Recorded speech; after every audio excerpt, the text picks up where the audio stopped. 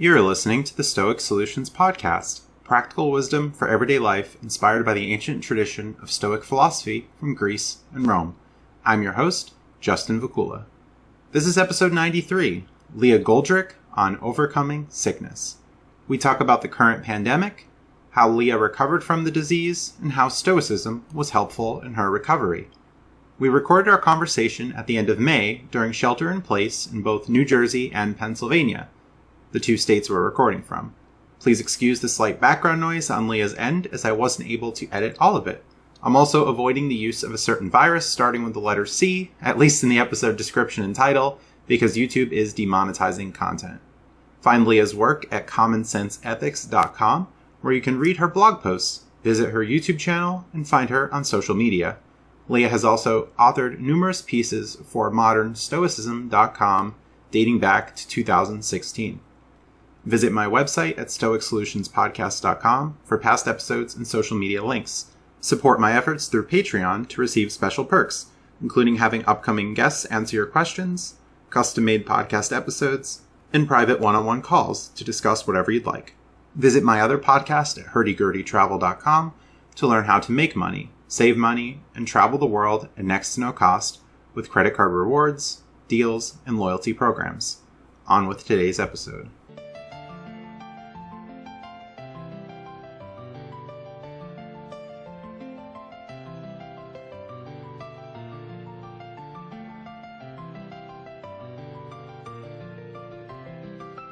All right. Thank you for coming on. Hi, Justin. Thank you for having me. How did you first discover Stoicism?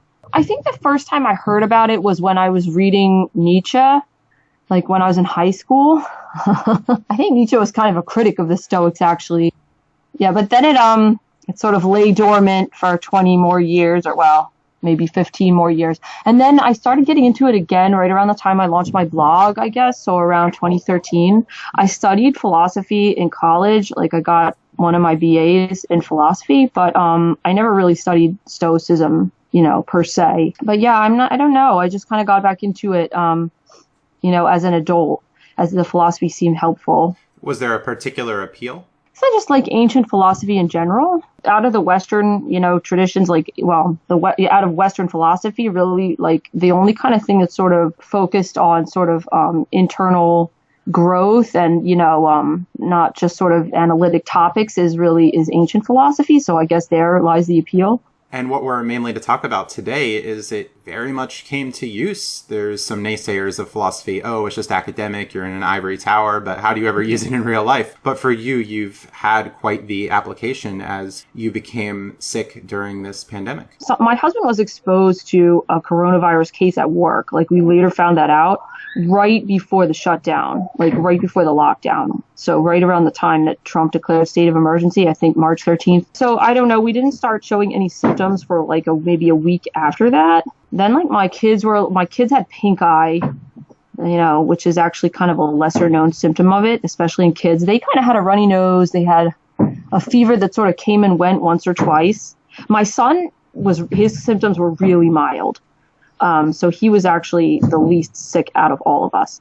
But my husband, I guess he started getting shortness of breath, like he said from the beginning. I just kind of got like a sore throat. I had like a mild cough. I guess my husband, like shortness of breath just got worse. And around day 12, he ended up going to the emergency room. He was like released after about 12 hours, which was really fortunate. Then like a couple of days after that, even though it had been almost a month since we contracted it, my daughter, who is 1, she's about to turn 2 actually this week. She had like a high fever for like, I think 4 days. And her pediatrician like said I had to take her either to the emergency room or the urgent care after that, like if she kept running a fever. But like fortunately, that was really scary. So fortunately, her fever broke, on the 4th day. And then she's been fine ever since. So this whole time I was like, I had a sore throat. And by the time that happened, it had pretty much gone away. And then it came back. And then I started getting like a low grade fever, right? So this is like a month into symptoms for me. I got a low grade fever. So I had a really bad sore throat and low grade fever for like 4 days. And I went to the urgent care. They're like, you don't have strep. You probably just have a virus. So I was like, great. Well, what virus? Oh, no. Yeah, so I'm like, do you think I have coronavirus? I'm like, because my family might have had, my husband tested negative, but There was actually a study recently in, I guess it's Annals of Internal Medicine, that said the more days you go out from contracting it, from like originally being exposed to it and getting it, the higher the percentage of like a false negative, So like basically after 20 days, it was like 60-70% chance of testing negative. So he was tested and my daughter was tested like way late, 3 to 4 weeks out from, when we originally think we got it. I guess you're most contagious at the very beginning. So that there's been a lot of confusion about that. And that's like another thing that's been difficult about this whole thing, is that this is so new that there's just the information it's either not there or it's conflicting. After I had the low grade fever for 4 days, then that went away. But then I started getting shortness of breath. And for the first like week and a half, I had, the fever and the shortness of breath, and I could barely eat. I couldn't eat like hardly anything for like a week and a half. I lost like 10 pounds and it was awful. I was like basically bedridden. Like my husband was he had been basically bedridden since he'd been in the hospital. Like his shortness of breath was worse than mine. Although our oxygen saturation was normal the whole time. We have a pulse oximeter. It's this little thing that clips onto your finger and tells you like your heart rate and oxygen saturation. So that was really good to have. But like for him, he was still recovering. And this had been like, weeks after he was back from the hospital, he was still recovering. So anyway, but by the time I got sick, he was a little better, which thank God, because we have 2 young children. Mm-hmm. They just are an incredible amount of work, even under the normal conditions. You know what I mean? Anyway, we just had to keep them upstairs with us most of the day, like if we were in bed. And they would play their toys, play with their toys upstairs and stuff. So finally, I guess I could start eating again. So my appetite returned. So that was so great when that happened, because I was really worried, about all the weight I'd lost at that point. And then the shortness of breath kind of started getting better. It came and went for a while. And this was about a month ago. At this point, I'd say my husband and I are probably 90% recovered. Nice. Yeah. It's, we've been to the pulmonologist and stuff, just to sort of get, checked over, but it takes a long time. This is another thing that I don't think a lot of people know, is that like, cause it says on like the CDC website, expect to be better in 2 to 3 weeks. So it can be much longer. Like there's people in Italy have been saying, 11 weeks, 12 weeks, like wow. They still have some lingering. Yeah. Even for, mild, moderate cases, it's just cause it involves the lungs, or it can involve the whole body. It takes a long time. It's like pneumonia, Yeah, with something new, you're right. There just isn't as much information, lots of uncertainty, lots of misinformation. So who knows what to think? And in your case, it wasn't just the catastrophizing when you were actually seeing some of these things lining up, where there's just a higher probability of actually having it versus, oh, maybe I do, or maybe this, maybe that. Well, our doctors were like sure that we have it. Mm-hmm. They're like, well, basically the tests don't really mean anything. Like they're not. Especially like, you tested late and they're not that accurate. And I don't know, basically both like general practitioner and pulmonologists all, because there's really not much else that has these same symptoms except for like other viral pneumonias. But most of them are like for little kids, like they're common in little kids and like older people, not for like middle age. Like I'm 39, like it's not common for someone my age to get pneumonia at all, let alone like a viral pneumonia, Were there particular passages from Stoic authors or themes within Stoicism that helped you through this experience? Well, it was helpful to sort of focus on the present, especially when my husband went to the hospital. I'm like, I can't think ahead. I can't ruminate about what's going to happen. I just need to focus on what's actually happening. And that was helpful when my daughter was sick too. But when my daughter was sick, I kept thinking of the Marcus Aurelius passage. I see that my child is sick, that he is in danger I do not see. It was really common for people's children to die in infancy or childhood, right. In the ancient world. And so he had that passage basically, I would imagine that every time it's even now, it's really can be terrifying when your child is sick. But back then I can think it would be even worse. Right. But yeah, that one kept going through my head. Yeah. There's this thought of we're just going to do what we can now, that we're going to accept things the way they are. And of course we don't want to get sick. We don't wish to take on these ailments, but this is just the fact of life. So how are we going to deal with it and deal with it well? There's this thought of if we're just going to abandon our duty as a parent, that's not going to be a good thing. I remember a lot of passages like that where it's like, oh, well, my child is sick, so I'm just going to flee and not deal with it. That would be abandoning your role as a caretaker for sure. Yeah. Well, that didn't cross my mind. Yeah. because this is a new virus, it's just way more terrifying than something that the symptoms and progression and more or less the prognosis and everything. Yeah. I mean, it could have turned out much worse. I'm mindful of that and everything. But when I was sick myself, let me say, it was like, I don't know, I can't think of any verses that I was really using, but I did have some techniques that I used, if you want me to touch on absolutely. that. Some of them are Stoic and some of them I think less so, but basically, I mean, try to focus on the good, like think about the improvements that I'd made. The thing that was really dispiriting about having this and disheartening about it was that the recovery, right? Because you turn a corner, you'd have a great day. I've had a day maybe 2 weeks after having the fever, when I felt completely normal.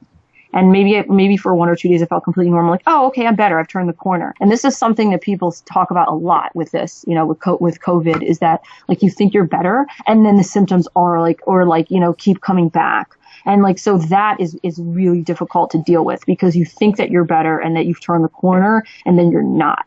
So when that would happen, I would try to focus the improvements that I had made from when I was the sickest. So I try to focus on the good, or I try to think about the things that were going right. Right. So there's that element of gratitude that's there. With the idea of other illnesses or other sicknesses, I can imagine something with children like chickenpox that, okay, well, there's so much information, there's so much data on that. Yeah. We understand how to treat it. And when it's gone, it's gone. So. Yeah.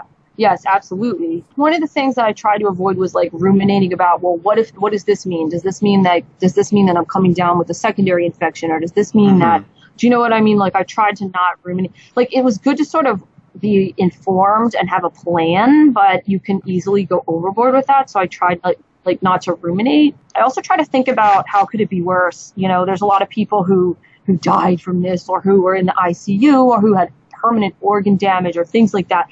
You know what I mean? Or who had worse symptoms than me. I mean, I wasn't in the hospital, obviously, and that's great, but it's I don't know. It was still the sickest I've ever been. I'm blessed to not have ever been really very sick in my whole life. And this was by far the sickest I've ever been. So it's people are like, oh, it's like a bad flu. No, it's not. Okay. I had a bad flu in January. I would take the flu 4 or 5 times over compared to this, okay? Because the flu, at least for me, did not involve shortness of breath. It did not involve scary weight loss and all these other terrifying things. Yeah, and the great unknown that goes with it as well.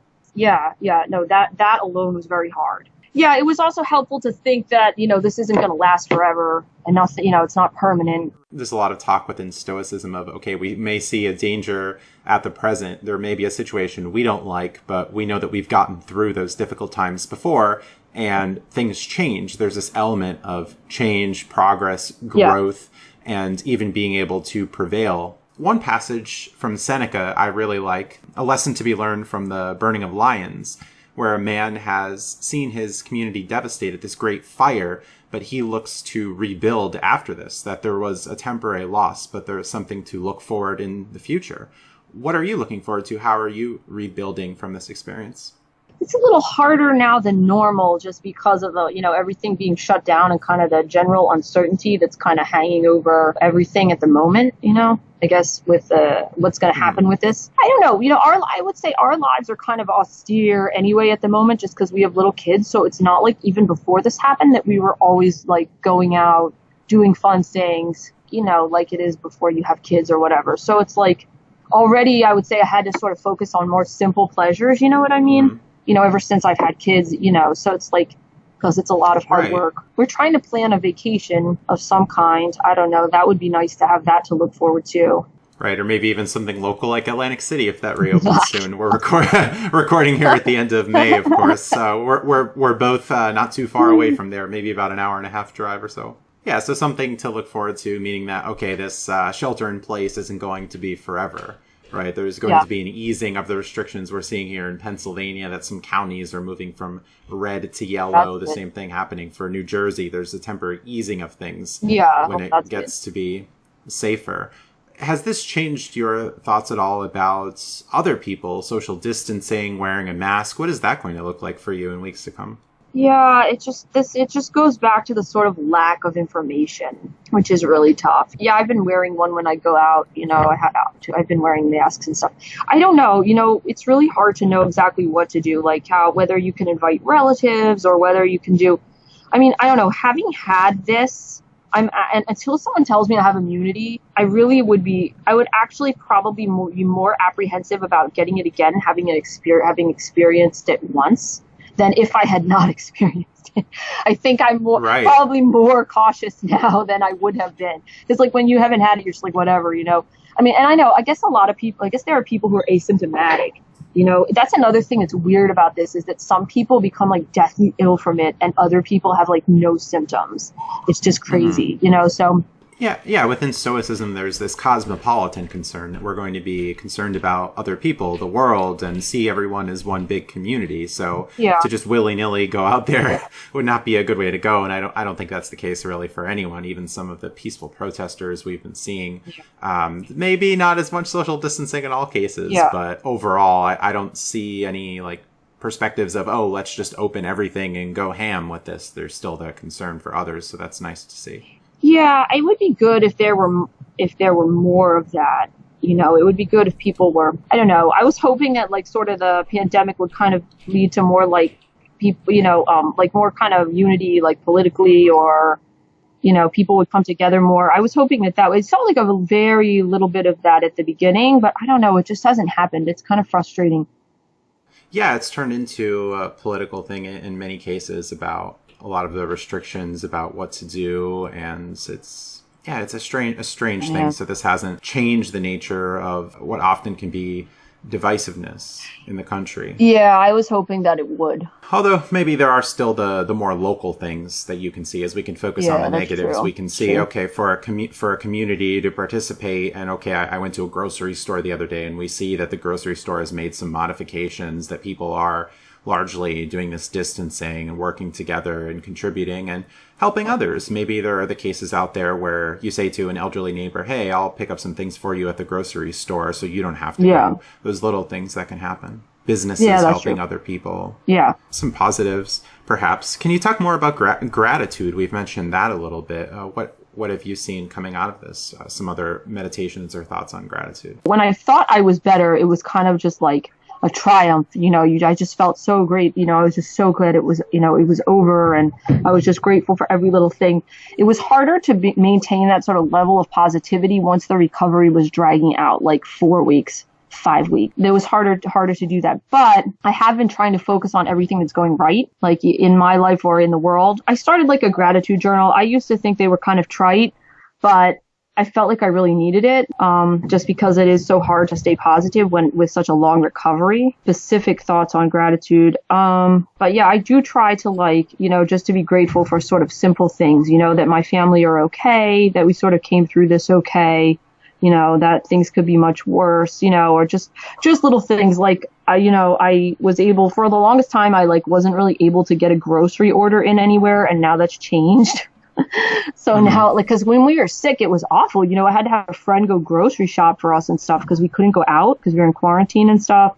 So just, trying to be grateful for little things like that. I don't know if you were looking for specific Stoic verses, but none are coming to mind at the moment. You wrote before this, with challenge comes opportunity. This is the time to focus on things that you might have been too busy to do otherwise. What are some things that you've done throughout the pandemic? What is some opportunity that you find? Well, see, that's the thing. We lost basically all that because we were sick.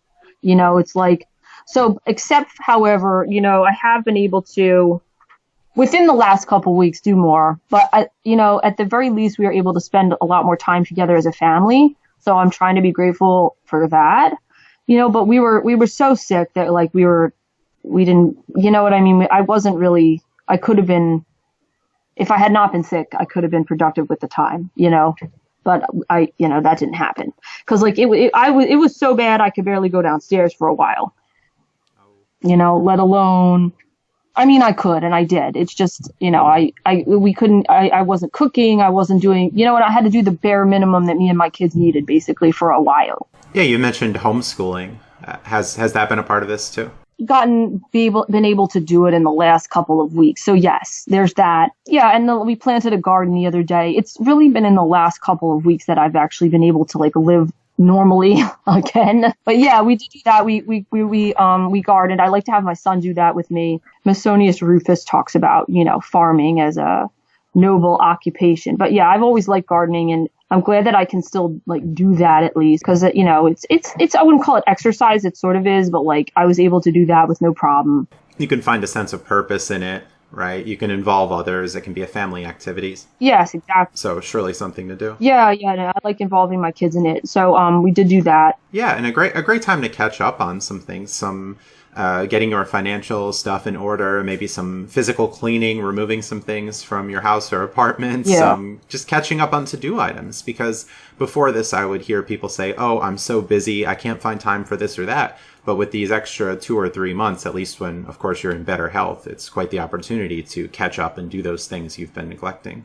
Another member of my family also had, that doesn't live with me, also had and her husband had the coronavirus, and it was a similar thing, 9 weeks, and she's still not 100%. So like basically like there are some support groups that she sort of would go on and stuff. But yeah, like if you like are talking to people who aren't sick, who weren't sick, they're like, oh, what are you doing? I'm doing this and that, I'm exercising. And it's just like, it's like a victory for you at times just to be able to do something so basic. You know what I mean? Mm-hmm. Yeah, and technology, quite a boon in these times. In ancient Greece or Rome, I imagine that this would be a lot more difficult. We can at least stay connected with others. We can learn, listen to podcasts, YouTube, maybe PC gaming, something else, mixing leisure in as well, so the whole thing doesn't seem monotonous or we find ourselves burning out from perhaps being too productive. But yeah, I don't know. I was thinking when I was sick, like, well, at least I can still be virtuous.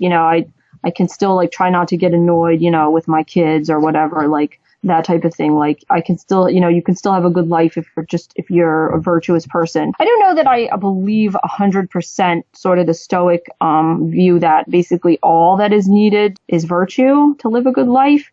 Cause like I can imagine people who are really sick, like with like long-term illnesses, like way worse than this, it's kind of difficult to. I think I'm more Aristotelian in that sense but yeah, it did occur to me though when I was really the sickest that, this shouldn't stop me from trying to still be a virtuous, work on myself, make progress, that type of thing. Right. And even within Stoicism, there's a lot of talk about we won't be able to be this perfect individual, that a lot of these virtues are aspirational. And if we can't always meet them, we shouldn't beat ourselves up, but yet we should still hold ourselves to a high standard. And even within Seneca and some other authors, they're not, as we would say, 100% Stoic, because they're drawing things from other traditions. And Seneca himself even says, if you find some improvements, you don't have to follow past teachers 100%, that we're not to be slavish to past teachers when we find new information. We're constantly updating things. Yeah, absolutely. Were there other traditions that you drew from? Perhaps you mentioned Aristotle, maybe some other philosophical traditions that helped you through this experience? I'm sure that there were, but I can't think of anything specific. Like the coping techniques that I used, I think were probably more general. I don't know. I guess you could say like religious. I don't know. I did pray quite a bit. Perhaps a calming experience in that as well? Yeah, definitely. You're going to be at home, you're still going to be with family. Do you plan on staying home for maybe another month, 2 months? When do you, if at all, plan on going back into society more fully? Well, it kind of depends when things open up here. I don't know. We're kind of debating enrolling my son. It's like a summer camp too, like whether that would be safe. I guess the governor said we can do that, and he's going to open them in July. For me, it's kind of up in the air because I work part-time as a librarian. So whenever they move to stage 2 reopening here in New Jersey, they're going to reopen libraries. I'll go back to work whenever I guess my work opens. I only work part-time, so that's good though. I only go in like 1 or 2 days a week. Yeah, I don't know. I mean, it's sort of out of my control to an extent. It's when we have the opportunity to do various things and whether we think it's safe or whatever. Right, and a big theme within Stoicism too, recognizing those things that are within and outside of your control. Yeah, there's been a lot of this that's outside of my control. Yeah, but the thing is how we're reacting to it is the big difference. That's the thing that really matters. Whereas perhaps some people would have just really, really gone into severe anxiety, severe stress, debilitated, making the problem worse. And I imagine mental health concerns through this, drug use has gone up. Yeah. Some other problems within this social sphere. Well, let me tell you that there were, obviously not the drug use part, but let me tell you there were certainly times when that was true for me as well, of having anxiety. It's not as though I was like a sage through the whole experience. It was very, very difficult. Getting through it, and the family's still a good cohesive unit, still getting along for the most part, although indeed sometimes can be more difficult when you're around the same people for such a long time without breaks. That actually wasn't a problem for us, which is I think a good thing. Like a lot of, I've read, oh, nice. Yeah, like I've read like a lot of couples are like bickering and things like that, or they expect divorces to go up. And I actually really didn't. Oh, yeah. I didn't, for the most, my son is 5. He can be occasionally challenging, although he's really good most of the time. But other than that, like, I didn't really have that problem. If anything, it was more, the difficulties were from the outside because we were so sick, just basic living, was hard. Fortunately, I did not have that concern. And any other work on your YouTube channel? Are you planning on talking about this experience more fully or progressing with the channel in some way? I actually have another channel. I have a mom blog that maybe I'll do a video about it on that channel, not my other channel. But I'm going to write a post about it on my regular blog, which is Common Sense Ethics. So yeah, I wanted to write, about sort of some of the things that we talked about being more grateful for little things, or being more grateful if you're not sick, just that alone, something worthy of gratitude, because this is a hard time for people, I think, in general. But I hear people complaining about stuff that it's just like, come on, try to be at least grateful that you're not deathly ill, but then also, about coping for people who are sick. Yeah. So I'll probably write up a post about that. I don't know. I was like, maybe I will do something on YouTube. I'm kind of in the midst of this like Socratic dialogue on the ideal government. So I have some guests lined up for that. Actually, that was something I was working on before this happened, but yeah, maybe, I don't know. Yeah, something to consider. It's nice that YouTube offers such a great experience to, just share your thoughts with the world and grow your presence, have some fun with it, build some community. So that's really nice. Everybody can have a platform. Sometimes that can be for the worse, but overall, nice to have some open access on the internet, right? I don't know. My husband said that I was really strong and held it together really well when he had to go to the hospital, and then when our daughter was sick. I was glad to hear that from him. I definitely didn't feel that way on the inside. Yeah, other people have different ideas of how it was. So yeah, well, because he's like, I can imagine. Maybe he's right. I don't know. Maybe I should give myself more credit, at least during that part of it. Because maybe I did hold it together well. I don't know. He said he thought a lot of people would have been like, just completely have like, lost it, basically, that whole situation. And then I didn't, so that was good. But there were times, he said this too, like being sick with this where, you were just racked with anxiety, like, completely like the opposite of eudaimonia, like you were not maintaining mindfulness. You know what I mean? Like you were just completely just, stressed and anxious. But yeah, I'd like to think that I'll come away from this, right now I probably am not coming across as positive as I would like to. Because like having gone through kind of a traumatic thing, there's just sort of a period where you kind of want to get back to baseline. But I'd like to think that after this whole experience that I would be able to deal with things that are worse. You know what I mean? Having come through this and having dealt with it and having been, more or less strong and dealt with everything, that I won't be as troubled by little things in the future. Do you know what I mean? Like I'd like to think that that is what I will come away from this with. It's like, well, this is nothing compared to. Yeah. Yeah. Or you mentioned, people being in World War II, or we've seen Minneapolis and some other cities being on fire and local businesses just being really raided. People crying, saying, I've just lost everything because my business was destroyed, my life savings. So. Yeah, exactly. Yeah. Even Stoics, they maybe even question this idea of baseline because we grow as we have experiences. Things change, we're changed. We take on different roles following the experiences that we have. We could find some sort of new calling or new place for us to be as we're hopefully better than we were a year ago, a month ago, a week ago. And that's something to have some gratitude for as well. Yeah. That's very true. Another post that you had was 5 ways to avoid being manipulated and dumbed down by the media. I imagine that some people have been really tuning into a lot of the 24-hour coverage, and as a result, a lot of fear and anxiety coming from that too. Yeah, that was written a long time ago. That was even before Trump was elected. I've been critical of media for a long time. That was my husband and I, like, when we were like sort of sickest, had to stay completely away from news. I try to stay away from news anyway, but sort of this situation has sort of necessitated somewhat more news consumption than I would like, just because you have no idea what's going on, like whether things are reopening or whatever. Also, like, I would be Googling various medical, discoveries, and like research, comes out every day. So sometimes I monitor that, but like when we were at our worst, we were just completely avoiding the news, because that anything extra was just too stressful to have to deal with, and most of it's negative. Yeah, and one thing that's nice too is that I don't even own a TV. Yeah. I just have my computer. I mainly listen to things online. I read some sites that I follow, so we can get a diverse perspective on things, not just one channel or one reporter or something, as you mentioned in the post, not taking sides politically, looking for all kinds of diverse viewpoints and trying to get to the truth. Yeah, absolutely. Yeah, the foreign news has been better than some of the U.S. news. And maybe it can be good to take a break from that rather than being wrapped up and oh, what's happening next? And it could be very easy to see just a day going by and we're just sitting and staring at a TV throughout the day. We don't have cable. We haven't had cable for a long time. But I was more just like, hearing stuff by social media or looking something up. Whenever I would look at the news when I was really sick, I would just feel worse than I did before. Yeah, and there's a concern politically that they're just trying to bolster their priors. That if you had this idea of, oh, well, we need this certain economic plan or we need this certain political plan. Oh, well, look, here's the virus and this is a reason we should do this. I know. And they're just trying to use that as a political game on all sides. It's very concerning. That's another reason I was trying to avoid it. Good. We're coming up at the end here. Do you have anything else that you'd like to add before talking about where people can find you online? I thought you were going to ask me about travel.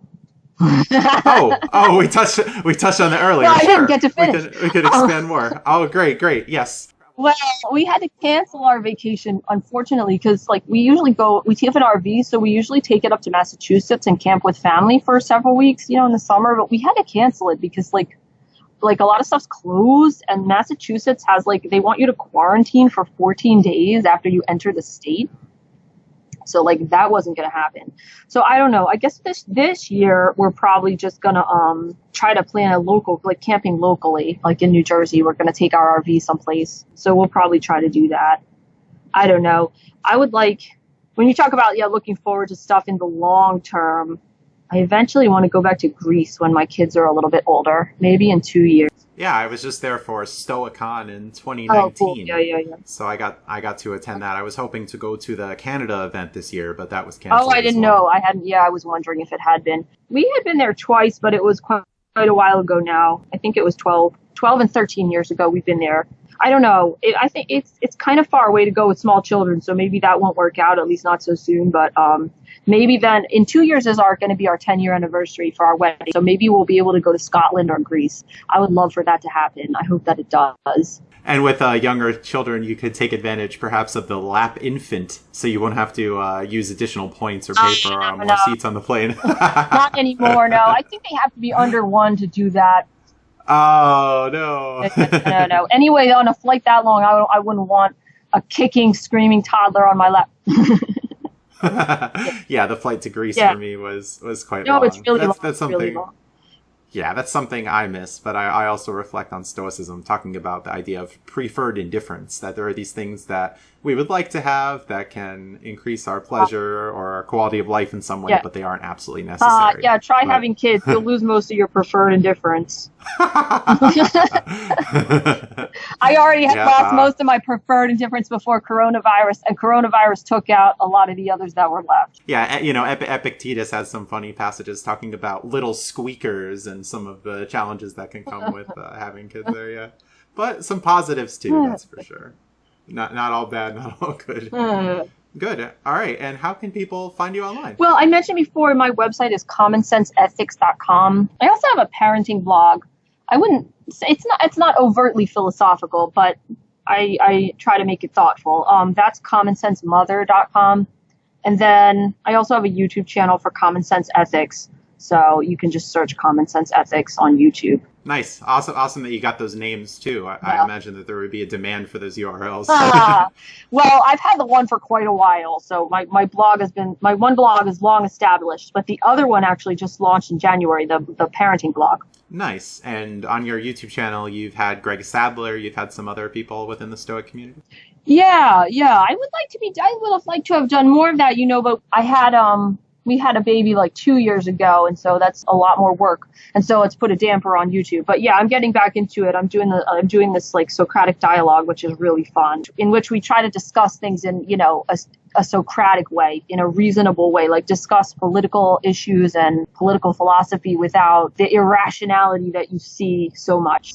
Yeah, very, very often it tends to be a contentious matter. People are looking to win the discussion rather than have a discussion. Exactly. That's not good. Yeah, it was a past episode. I had a special guest on the show, Dr. Peter Boghossian, who was talking about his book, How to Have Impossible Conversations.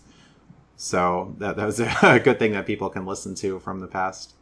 Any more opportunities for the future, things that you're looking forward to after the smoke clears with the pandemic?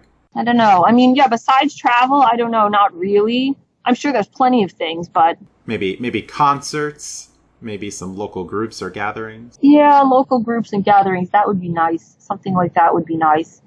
I don't know. Like I said, we don't do a whole lot of that because we have such young children. My husband and I haven't been to a concert for I think I was telling my uncle we hadn't been to one for I think it's been 13 or 14 years. We just haven't gone. I don't know. I went to so many in my youth that basically I never need to go to another one again. Yeah, you've taken that. I think I've been to close to 100, prior to 25 or something, being 20, by my mid-20s, I've been to plenty. Yes, I got to attend a concert for a past podcast guest, the band Cellar Darling. They had a song called Tears of a Stoic, which was later renamed as Hullabaloo, and they specifically mentioned that they drew inspiration from Marcus Aurelius and Stoic themes. Cool. So it was fascinating talking with them. Hope to see them live again and get to meet them once again. So that'll be something to look forward to there. And indeed, more travel. I have all of these credit card miles and points just waiting to deploy and go out into the world. But right now it's just being sequestered in the Philly area for the most part. Yeah. Yeah, so some things to look forward to, that's for sure. As I think some people can take an attitude, this is going to go on forever. But it just can't last forever. It certainly won't. Yeah, well, I certainly hope not. My God. The role of humor has been helpful on my end. Have you employed that at all throughout your experience? Yes. Even when I was the sickest, when I was the sickest, the one thing that made me crack up was that I was reading something about how to differentiate a panic attack versus shortness of breath when I first got sick. Yeah. And so the lady who wrote the article had said something like, of course I'm panicking. I keep thinking I'm going to die and have to have a Zoom funeral. And that really cracked me up, although that's a bit morbid. So, I was laughing. It's kind of black humor though, because it's really awful that people have to have a Zoom funeral. But I was just like, oh my God. Yeah, maybe some funeral businesses pivoting and doing that, doing it live, or just having some kind of big Zoom meeting. Yeah, wow. Yeah. How life has changed in the past 2 or 3 months. So. Yeah, but there's some black humor there because I don't know, it struck me as very funny. I was laughing at that, but. All right, very good. So again, commonsenseethics.com, Common Sense Ethics on YouTube, and what about social media? How can people find you there? Common Sense Ethics has a Facebook page and Twitter. And Pinterest. That's my favorite, actually. All right. Very good. So reach out to Leah and stay tuned for more content here. Thanks, everyone, for listening, and have a good day. Thanks for listening, and stay tuned for more content.